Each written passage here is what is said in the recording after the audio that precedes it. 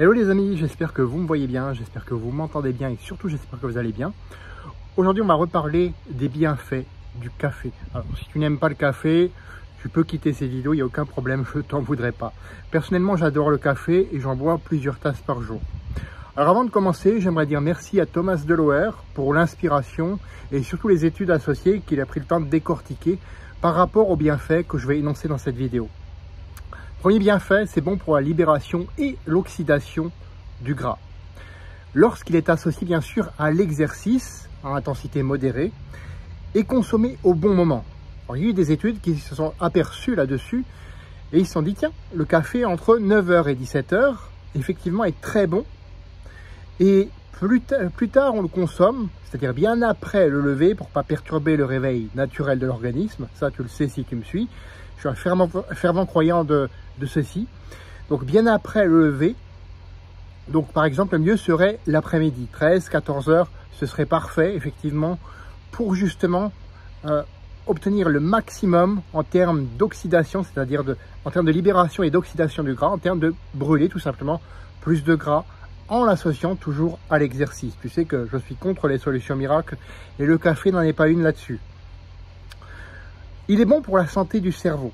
En effet, on s'est aperçu aussi que le café permettait d'avoir une meilleure acuité intellectuelle et surtout avait un effet neuroprotecteur, notamment grâce à tous les antioxydants qu'il contient, pour justement protéger ton cerveau de toutes les agressions et en même temps lui permettre d'être stimulé.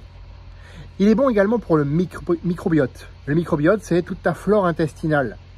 Et ça, c'est très important d'en prendre soin parce que c'est ce qui va t'aider aussi à bien utiliser les nutriments et donc à améliorer ton métabolisme. Et on s'est rendu compte que le café, effectivement, permettait aux bonnes bactéries de ton intestin de faire leur travail, de mieux faire leur travail. Pour les mêmes raisons, il est également bon pour le foie. Et oui, le café n'explose pas le foie. Au contraire, le café va réduire en fait ce qu'on appelle la rigidité du foie, et donc lui permettre de mieux faire son travail. Et ça, c'est bon effectivement aussi pour ta longévité, puisque le foie est la première ligne de défense contre toutes les cochonneries. C'est vraiment le filtre du corps humain, le foie. C'est également bon pour le cœur.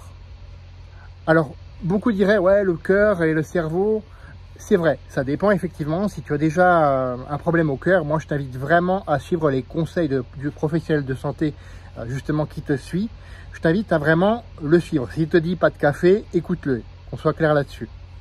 Maintenant, on s'est aperçu que chez les personnes justement saines, le café pouvait encore réduire les risques de maladies cardiovasculaires. Pourrait, effectivement, ce ne sont que des hypothèses et tu sais que la science change tout le temps. Et c'est pour ça que c'est important, comme je le fais, de faire tout le temps des petites mises à jour là-dessus. Alors bien entendu, c'est dû aux antioxydants et aux polyphénols que contient le café. Donc c'est un impact positif là-dessus, mais l'impact positif est aussi lié à la caféine qui réduit le stress oxydatif. Donc voilà, pour toutes ces raisons-là, c'est pour toutes ces raisons-là que moi, j'adore mon café tout simplement, et j'en bois 3, 4, parfois 5 tasses par jour. Et toi, combien de café est-ce que tu en bois? Personnellement, je recommande 3 cafés, et si tu veux en savoir plus, laisse-moi un commentaire ou un message privé, et je me ferai un plaisir de te renseigner là-dessus. Fais de ta vie une aventure mémorable qui te ressemble et à personne d'autre. Et on se retrouve la semaine prochaine pour une autre vidéo. À bientôt.